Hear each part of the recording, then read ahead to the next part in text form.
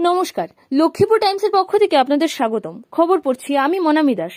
পঞ্চায়েত নির্বাচনে ভোট গ্রহণের উদ্দেশ্যে লক্ষ্মীপুর কো ডিস্ট্রিক্ট কার্যালয় থেকে ভোট গ্রহণ সামগ্রী নিয়ে গন্তব্যস্থলে পৌঁছতে রওনা দিলেন ভোট গ্রহণকারী সরকারি কর্মীরা।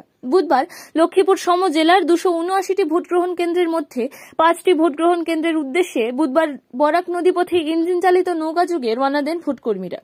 বুধবার যেসব ভোট গ্রহণ কেন্দ্রের উদ্দেশ্যে ভোটকর্মীরা রওনা দিয়েছেন সেই সব ভোট কেন্দ্রগুলি হল লক্ষ্মীপুর বিধানসভার লক্ষ্মীনগর দিলকুশ জেলা পরিষদ আসনের 23 নং আলোনি এলপি স্কুলের 19 নম্বর ভোট কেন্দ্র, 1357 নং জরখা মার এলপি স্কুলের 37 নং ভোট গ্রহণ কেন্দ্র, 452 নং টুপিটার সরকারি এলপি স্কুলের 1 নং কক্ষে 39 নং ভোট গ্রহণ কেন্দ্র, 452 নং টুপিটার সরকারি এলপি স্কুলের 2 নং কক্ষে 40 নং ভোট গ্রহণ কেন্দ্র এবং বর্তল হরিনগর জেলা পরিষদ আসনের অধীনে 1355 নং মারকমই এলপি স্কুলের 14 নং ভোট গ্রহণ কেন্দ্র।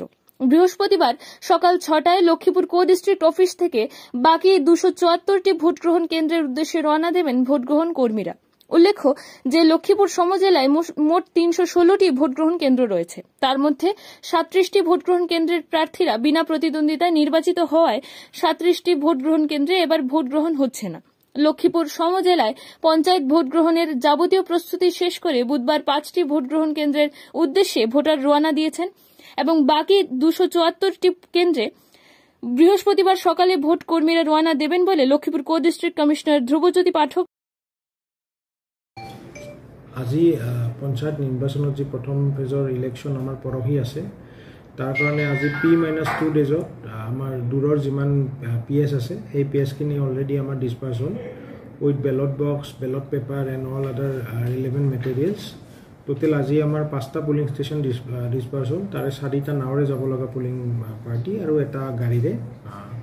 চ' এই পুলিং পাৰ্টিকেইটা আজি ডিছপাৰ্চ হ'ল আৰু অহাকালি আমাৰ 274টা PS অহাকালি আমাৰ ডিছপাৰ্চ হ'ব। ধন্যবাদ।